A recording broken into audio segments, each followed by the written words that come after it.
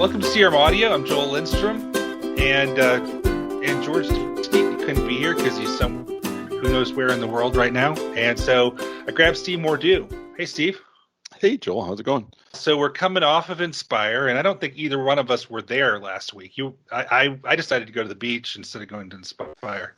Yeah, my wife and I took a motorhome trip instead of going to Inspire. So it's just awful hot out there. And, as you know, you and I, because of where we're at in the ecosystem, kind of learn about a lot of the stuff early that will be announced at Inspire. So it's not proven to be an event for me to get new information. And it's hot and it's crowded. So it was an easy one to cross off my list this year and do kind of anything else. But that's really the only one that I avoid. So you stirred up the pot about the internal usage rights, and then you went on a motorhome trip. Yeah, pretty much. Yeah, just lobbed that grenade out there, then took off, and it's funny too because Gus Gonzalez was going to do some sort of an audio or a podcast around what I was writing about on the IUR. Before he got a chance to publish it, they'd reversed everything. so I don't know how much effort he wasted going down that path to just get ready to publish and have them reverse everything. It's going to be interesting to see what happens with that because, the first reaction of Microsoft to the uproar from partners about losing their IUR was to justify, and reasonably so, why they had to take it away because of these costs and all these new world and all that stuff. And I thought they made their case, but then they ended up backing off. But the case that they made, the case that they made still exists, right? Those costs are still there. Those challenges are still there. So I think really they just kicked that can down the road. I'm sure we'll be seeing it again next year. It just was going to overshadow their Inspire event, bad timing. But I don't think that elimination of IUR is dead and gone by a long shot. Yeah, I'm sure it'll change. So we're going to talk about my favorite topic, licensing. How could that possibly be your favorite topic? It's not my favorite topic. I was reminiscing the other day with another longtime MVP. I remember like the first 5, 6, 7 years I was an MVP, I never thought about licensing. That was that's Microsoft's thing. I'll focus on doing this cool stuff. And then they started having licensing sessions at MVP Summit. Then things changed. And now it's like decisions we make all the time are shaped by the licensing. So it's an interesting world based on where we used to be. It really is. I mean, when I came in, which we haven't been in Dynamics as long as you guys because we spent some time at Salesforce before. When we joined was 2011 when they first launched CRM Online. And it was $44 a month. Pretty simple. There was one price, and it was the same price for everybody. $44 a month, and those were easy. Those were easy days, weren't they? And back then, we needed a bargain basement price, but I guess it's a statement of where we are right now in maturity of the platform, the Microsoft Cloud. That it's a premium product. They can get a premium price for it. Things have happened on all sides of the licensing. On the enterprise app side, the first party app side, elimination of those plans was really directly related to, just as you've said, that the value of the product has exceeded its price by a significant margin, particularly when you compare it to other ones. I did a podcast recently with Mohammed Alam, who runs the F&O, talking about exactly that when they stand back and look at all the features that they're providing compared to the competition and significantly more features than, many of the things they're competing with. And then their price is like just off, just too low. And I don't know how much of a psychology there is to people thinking, well, if it's cheaper, it must not be as good.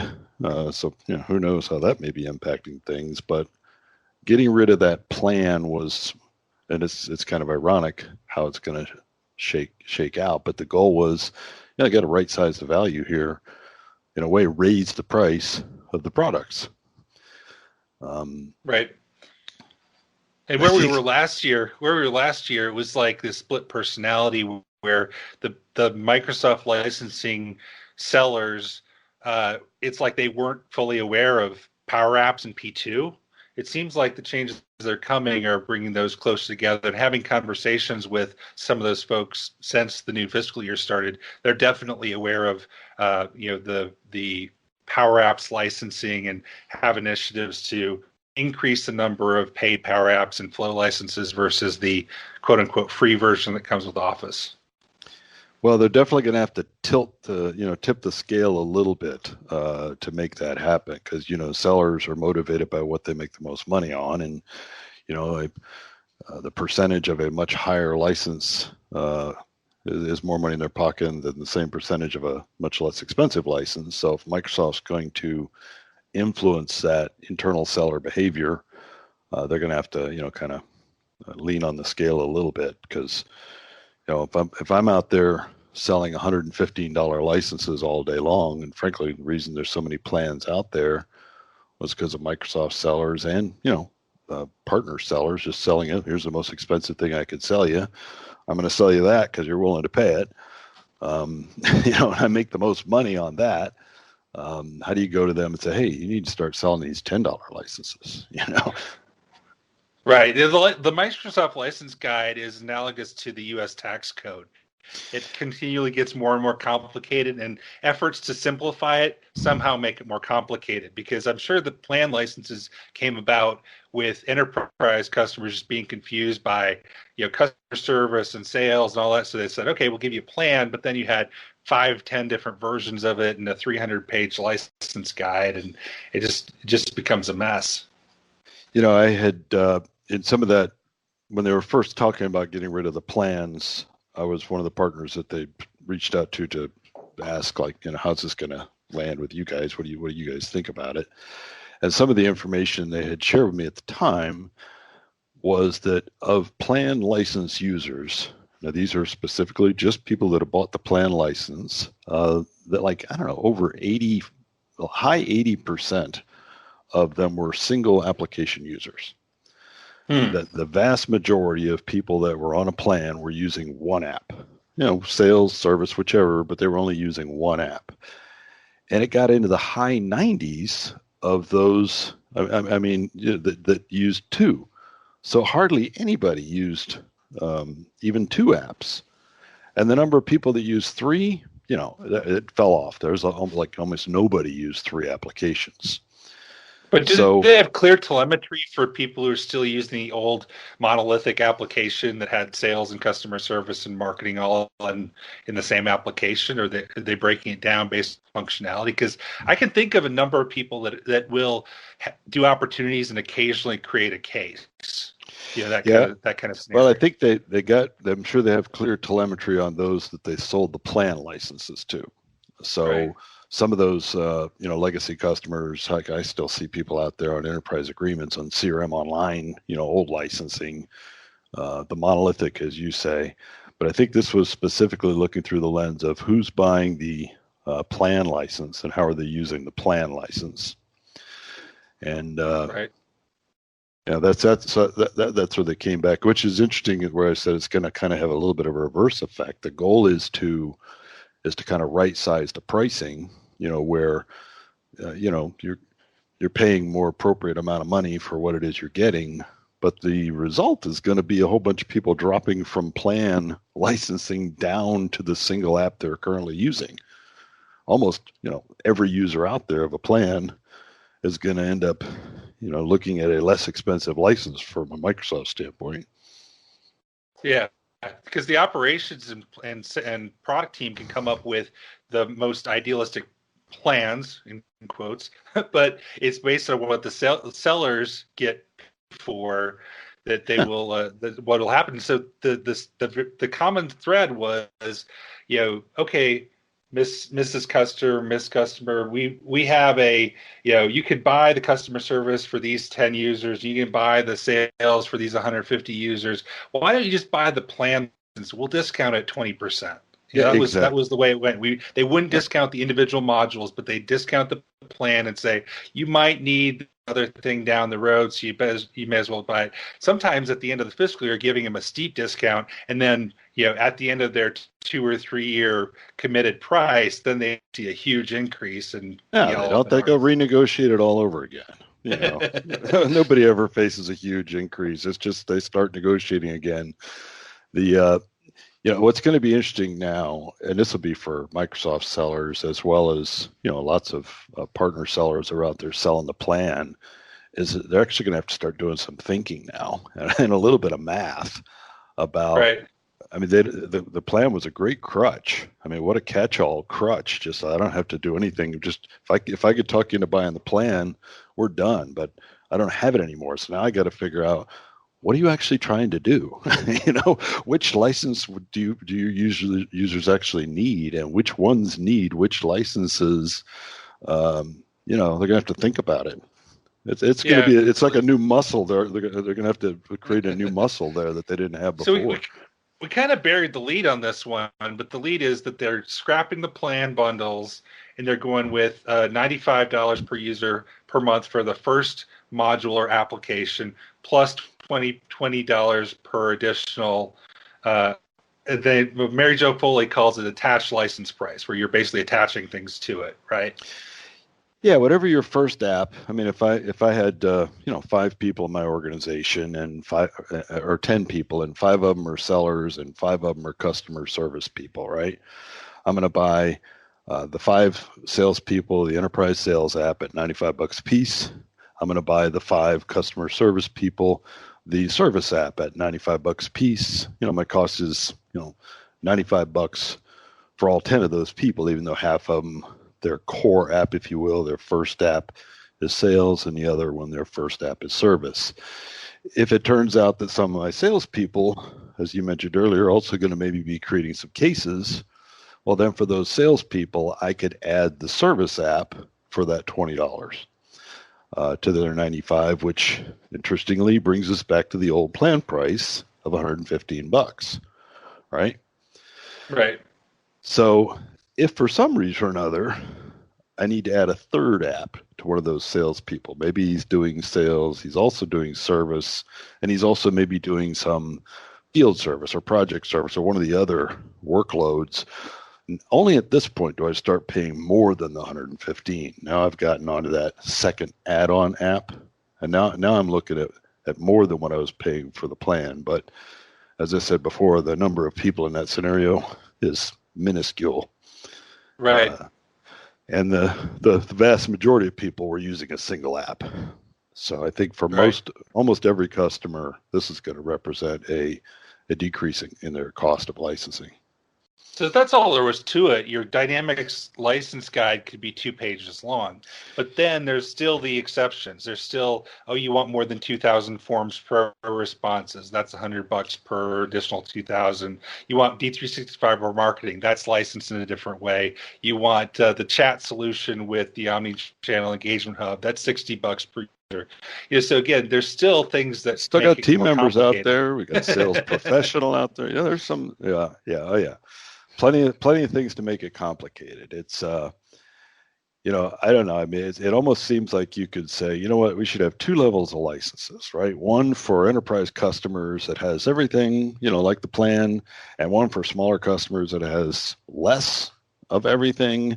And there's your 2 products, but. A little business edition, right?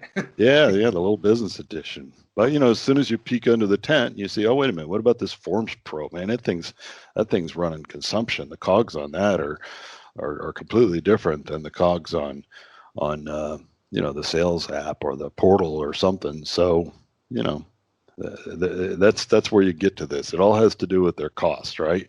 The cost to run an app, and not all these apps cost the same to run. The portal's the thing that I've probably heard the most angst about. And Nick and Colin are doing a whole podcast about that, so I don't want to go too deep into that. But basically, for authenticated users, you basically have 100 sessions included, and then each additional 100 costs you X amount more. Where right now, until this change happens, it's basically unlimited. So there's several verbal people that I've heard up in arms about some of those changes. So what are your thoughts on the portal changes? Yeah, I mean, I think we'll have to see exactly how that lands. I mean, I think that people, when they see a new limit placed on something, they have a tendency to kind of go a little berserk about that. But then in reality, the limit doesn't actually hit very many people. I mean, I look at the uproar about the storage when that came out, and the changes to storage, and all we heard about was, oh my God, storage is going up 8x for everybody in the world, 8 times as much. There's all this crazy uproar, and every time anything is announced, it seems like people come up with the most extreme scenario to say why it's such a bad idea. And I don't know if we'll know until we actually see how it lands. Now, obviously, Nick and Colin are deep into portals, so I'm sure they would have a lot of clear examples of portal customers who this particular customer is going to be affected by this. Just like Neil Benson, was quick to come up with a customer who's going to be dramatically affected by the storage cost changes a while back. But these are definitely outliers. So. And if there's too many of them that they're not outliers, I'd expect Microsoft to make a change. They made it change the marketing licensing for the same reason, right? It just, right. They launched with one idea, and it was a dumb idea, so they ended up changing it. I can't think of any production Dynamics 365 portals that I know of that are getting 1 million views per month. Yeah, I'm sure there are some scenarios, but that's probably the scenarios they're trying to clamp down on. The most common is you have a customer service portal that people, maybe for a help desk, that people log into, maybe once a month, or once a year, or maybe not even once a year. Like you were saying earlier before the podcast, like how many people really check their case, every day? Yeah. I mean, you go create a case. You may not even go back and look at it until you got some email that somebody did something. So, I mean, I'm just picturing somebody sitting there with a case in a portal, what they're hitting the refresh button, refresh, waiting for something to happen. It doesn't work like that, And even that, if they sit there and hit refresh all day long, I guess wouldn't count. But still, it's one login. But I think that I'm going to be eagerly listening to Colin and Nick's explanation of how this is actually going to land. And to be honest, I couldn't tell you whether they're going to be like, oh my God, this is the end of the world, or they're going to be like, this really ain't that big a deal. And if it is the end of the world, if it's the end of the world, I'm pretty confident Microsoft will make a change. Well, I'm thinking, since it's grouped under Power Apps now, Power Apps portals, it's maybe similar to Flow, in that if you exceed, and I speak from personal experience here, if you exceed your Flow quota, they don't immediately send you a bill. Now, if you do it more than a few days and extended over 1 month, you go over it by 10%. They don't turn your portal off. They don't turn your flows off. Now they will if you're an abuser of it, they will turn that flow off till the next billing period or whatever. And you'll probably get some friendly emails telling you've exceeded it. But I mean, I haven't heard anything that you're going to immediately get hit by a bill. Yeah, I mean, the same thing. Remember with the storage, people would get over storage. I mean, I get phone calls from the customer. Oh my God, I got a notice says I'm over my storage, but they never shut anybody off for being over storage either. Just get a little notice and start letting people know. But I guess they can, right? They have the agreement says you get X, and if you go over X, they could stop. But they just have not. They've allowed some grace on some of that stuff. Yeah, it's interesting. Unlike the portals, I haven't heard anybody up in arms. Maybe they will when they hear my comment here about Forms Pro, because Voice of the Customer, you could get as many responses as you wanted as part of your Voice of the Customer. Now you're capped 2,000, and then you want another 2,000 responses. You got to pay $100 per each additional 2,000. And I think I've talked to some of my customers and told them that Voice of the Customer is going away. They need to look at Forms Pro. We've added up how many responses they're getting. Nobody's near, even 2,000 for the most part. I had one customer one time who wanted to do a survey for a drawing for a pickup truck, and they got like 1 million responses with it. But that's the outlier. It's not really designed for that level of survey. No, well, and also, you and one other person were the only people that even use Voice of the Customer, I think, right? So it wasn't an extremely popular product. So Forms Pro, I think, is coming into a space it wasn't, wasn't too popular. Yeah, we also on the Power Apps had some more price changes. They're trying to, well, I'm not trying to. They're definitely continuing the separation of Power Apps as as a product and a platform and a thing from Dynamics 365 as finished applications and things that customers will buy and use.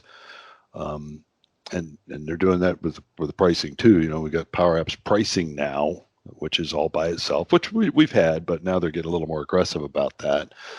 This idea that I think up to now, when you're thinking about Power Apps, and as an ISV, of course, we're building on Power Apps, but even as a customer, you're looking at that canvas versus model driven. And I think for a lot of customers, really the only thing they grasped was there was a difference in price, right? Canvas was like, what was a Canvas app? Like $7 or $8, and yeah, P1 for just Canvas apps was $7, and then P2 for model driven was 40.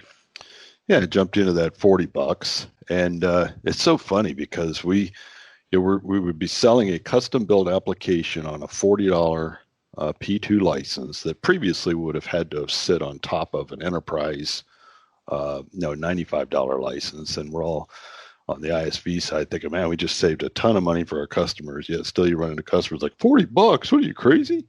So there's no price that's low enough to satisfy every customer. But it certainly seems like Microsoft is trying on the Power App side. So now that same customer that I would have had to told, it's going to be $40 a month for your users. Now I'd be able to tell them $10. For a single application, which, as I just mentioned earlier, most people are using a single application. Very seldom do you have people that are actually, going over to that menu and I'm going to leave the sales app now and I'm going to go, click into some different application. Yeah, most people are using a single app. They'll be able to do that, for $10 a month. That's getting pretty aggressive. So $10 a month, that's for basically one app. And that's for, it could be a model-driven app or a Canvas app. Based on what I've read, it sounds like if you just want one Canvas app that uses CDS, that $10 a month. But if you want, let's say, two Canvas apps, one that used, so this is where it gets confusing still, because you still have the seeded Power Apps with Office, right? So you still could build other Power Apps, use Excel or SharePoint or some other source in CDS. But if you have the $10 a month, that's one app. So my first thought was that's the first real replacement for team members, because $40 from 7 or 8 wasn't really was for some a bridge too far. But if their team members are using one app, $10 a month versus 7 or 8 isn't that much of a big deal. Yeah, they're defining an app, right? So, an app can include a portal, and it can include up to 2 custom apps. So that's model-driven and/or Canvas, and all of that. Those 3 components together, up to those 3 components, you don't need all of those 3, but up to those 3 could be considered an app. And kind of the way I think about it is, when you look at the home.dynamics and you see your tiles on there, a tile, whatever's under that tile is an app. That tile could have a model-driven application with an embedded Canvas app in it that connects to a portal. Boom, there's your app. I don't know how many customers or users are using this yet. I think some of this thinking is for where they'd like to get customers and partners going, in the future, and thinking about this stuff, and not necessarily how they're thinking or using it today. Was some confusion over what seeded meant, and I guess that means seeded apps means just like what we have now. If you have Dynamics or Office, you'll still have Power Apps and Flow that you can use in context of those applications. There's still some, I guess if you had a premium connector that isn't covered by Power Apps or by Office or Dynamics, you may need an additional license to cover those pieces, or I'm just wondering what's the difference between the per app plan of Power Apps and the seeded Power Apps and Dynamics. Is there a difference, or is it still where you got Dynamics, you've got the full capabilities of the, say, Power Apps per user plan? Yeah, obviously in Office 365, there's some seeded Power App capability, but there's no model driven, right? That's Right. P1, and even that I think is a limited version of P1. So the seeded apps that come with the other first party apps are like a limited feature version of the Power App. Same thing with Dynamics 365. So I think when you're looking over here at Power Apps, and I wouldn't be surprised to see if some of those seeded capabilities really become more of like the team member like stuff, right? A little bit of some read only capability or something to address some of those oddball scenarios where we've got um, team member right now, plug in some gaps. But I think Right. that when you think about that citizen developer organization that has a lot of folks out there building a lot of line of business applications for their department, building them themselves. This is that scenario where you're going to see, they're going to be collecting that $10 per user per app for those people. 30 license minimum, so it's not like, you can go start with Power Apps for $10 a month and it's going to be $300 a month at least. You get up to 10 people though with that, or rather 30 people with that, or 10 people using 3 apps, however you want to do the math, however you want to mix and match it, right? Or 31 user apps. Well, I think one of the interesting side effects we're going to see is a bunch of these individual apps now being combined, right?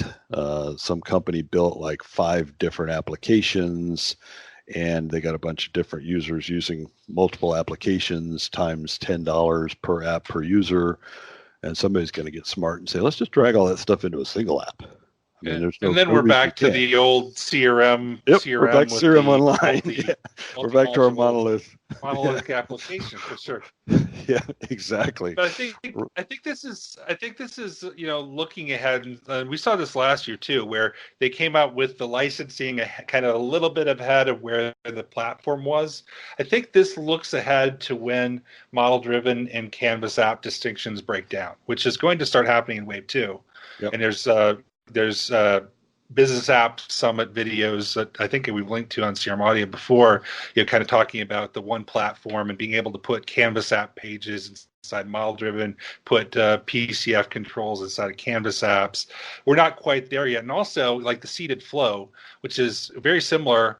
And that's another thing that certain people are up in arms is like the free flow basically going away, which I think makes a lot of sense because what business is Microsoft really losing by killing the free flow? Maybe Yeah, they'll right. send a few more people to Nintex or something, but they're not losing any revenue from doing that. But the idea being, we still can't put an existing flow inside a solution. So I can't see them locking it down saying like the Dynamics flow licenses have to be in a solution or something like that yet, because there's a number of flows that I use I can't put in a solution because you can't put a existing flow in a solution yet. But those are tactical things that they'll be plugging in the next 6 months or so. Yeah, I mean, it's almost like you're seeing a merger here of different companies. I mean, when you look at Office 365 as this whole business engine, and then Dynamics 365 is this, up until the past few years, almost completely separate business operation out there on its own. These two didn't hardly touch each other, and now suddenly you're seeing all this stuff that's spanning across both of them, mushing them in together. And we're seeing some of that sausage being made right now as those two things are really being mushed together.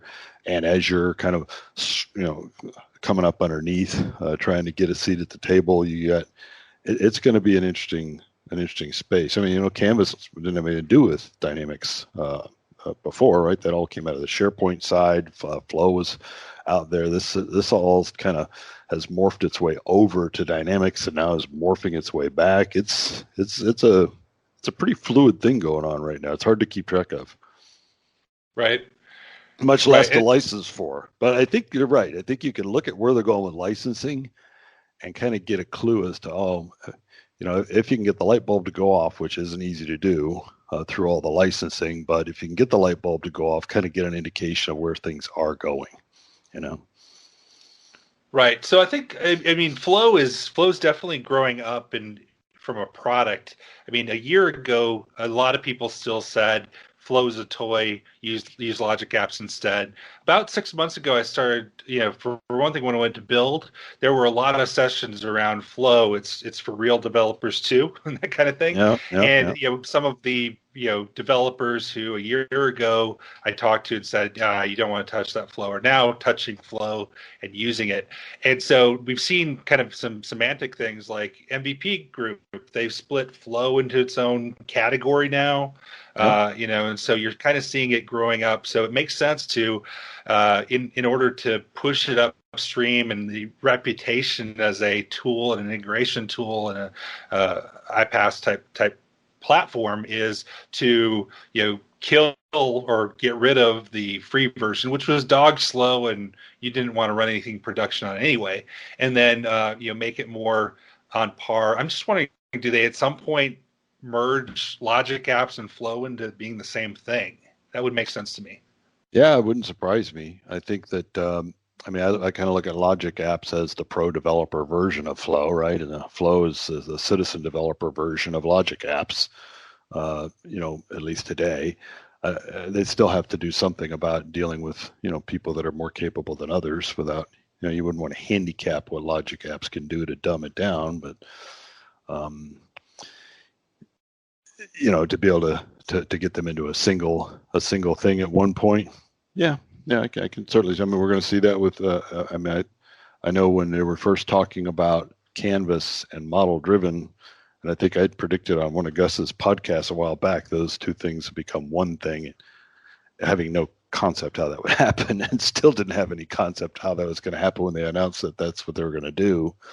Because Right. you think about these things that are so completely different, really, from one another. They share a couple things, but for the most part, just completely different. And getting that to a single solution, but anything they can simplify, I mean, I think the number one thing to me that they could do to, as far as complete the idea that these are the same platform, you need to kill the Dynamics 365 mobile app. I mean, it's better than it used to be, but basically, I need a common app launcher where you can launch Power Apps. You could do it through the browser and through your, you go in your Dynamics, you have the drop down, you can see your Power Apps, but that hasn't translated to mobile yet. And that's where we're supposed to be getting Power that. Apps has a like a 4+ rating on every mobile store. The Dynamics, because of the legacy from Mocha, the Dynamics 365 app has like a 1.5, 2, which competitors, and I would do this if I were them, they sometimes clobber us with, oh, look at the Dynamics mobile app. It's got a two-star rating. Yeah. Oh yeah. Well, we're supposed to be getting a universal player. I don't know when we're supposed to get that, but that the player that would play either with the same player. So that'll probably help that. I'm still a little. It depends on where you're at, right? If you're a customer, an end customer, or an SI working with end customers, some of these technologies that are baked enough, like you mentioned, Flow and some of that. Sure, you start using them because you're there. If something goes wrong, if something goes amiss, you can address it and deal with it. For ISVs, it's a little bit scarier where you're talking about packaging something up and distributing it at scale, where you're not necessarily directly in the line of support. Other folks might be. You really need to see fewer questions. I mean, you and I both watch the same lists, right? The NDA lists, and until I see the number of issues or questions or concerns about Flow or Canvas, or frankly any of the new stuff, AI, I'm hesitant. I'm an early adopter for playing around with stuff, but I'm a pretty slow adopter for bringing it into stuff I'm trying to sell. Yeah, that makes sense. That makes sense, and I think it's interesting to see as well in those discussion groups some of the questions being asked by Canvas app and SharePoint people who are just getting used to the weird stuff we've gotten used to for the last 5-7 years. Oh, I'm sure they probably would look at all the questions we were asking about Canvas apps, thinking we're a bunch of morons. So it all Right. depends on which playground you came from, right? So Right. Yeah. I think for somebody who is like a solution architect with Dynamics background, it's less of a learning curve for them to learn how to write a basic Canvas app than for somebody who has worked with SharePoint and Canvas apps to now learn uh, business units and teams and the difference, and if you put a security role on a team versus a user, and yeah, what's parent and dependent append to, all that yeah, stuff. yeah.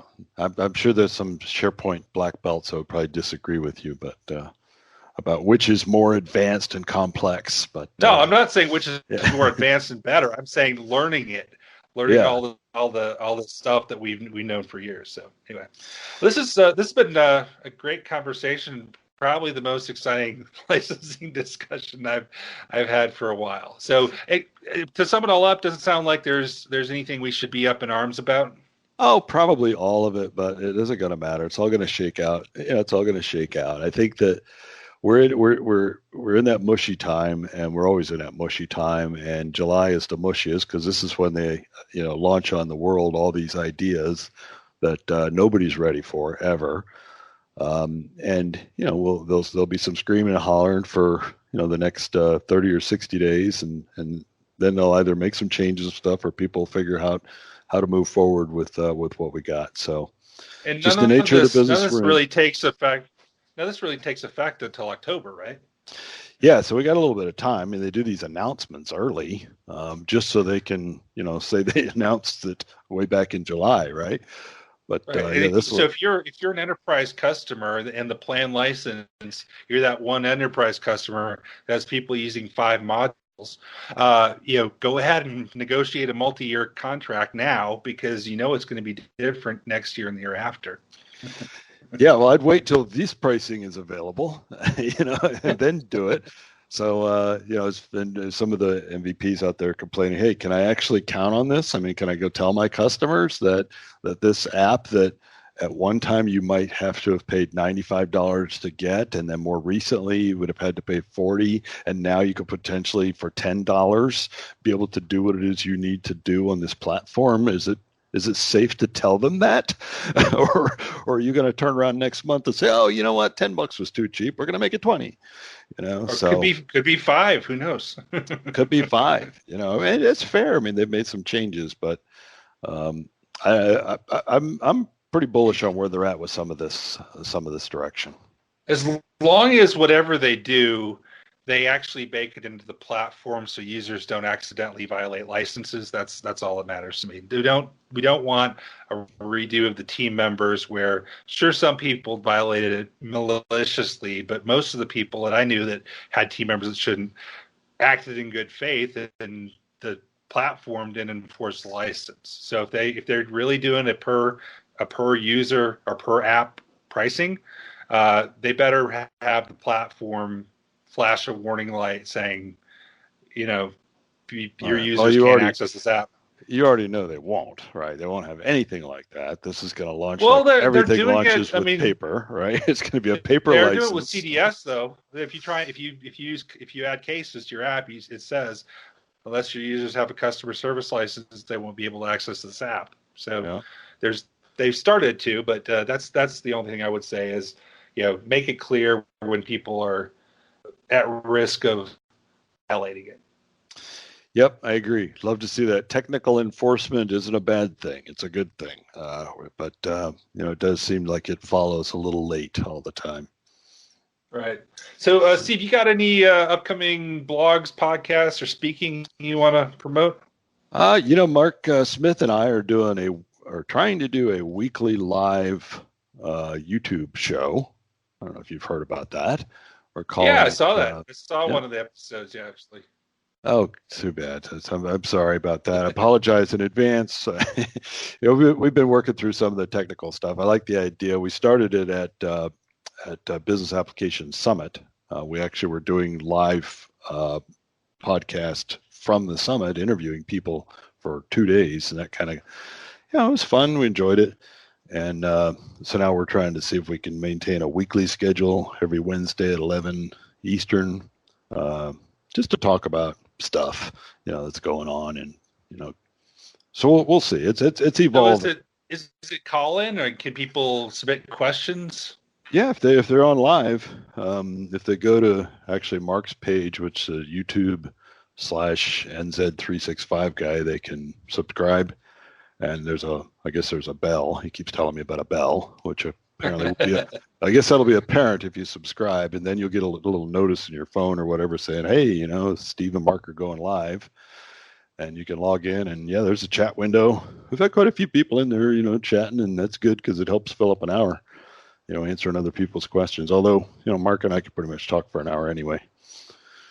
Yeah, so it's like in the last year, especially the video production quality in the MVP groups and the Dynamics communities has vastly increased. We had Scott DeRoe with the animation and the green screens, and then you and Mark really outdid yourselves with the multi-camera live stream. I'm just waiting, who's going to do 3D first? Gus. My bet will be Gus. The hologram, streaming holograms. Yeah. So you'll have to put on your HoloLens and watch our next show. That's what I wanted. Gus Gonzalez. That'd be awesome. Yeah. All right. Well, thanks, Steve. I appreciate you joining. See your audio, and to George, wherever you are, be safe. Yeah, man.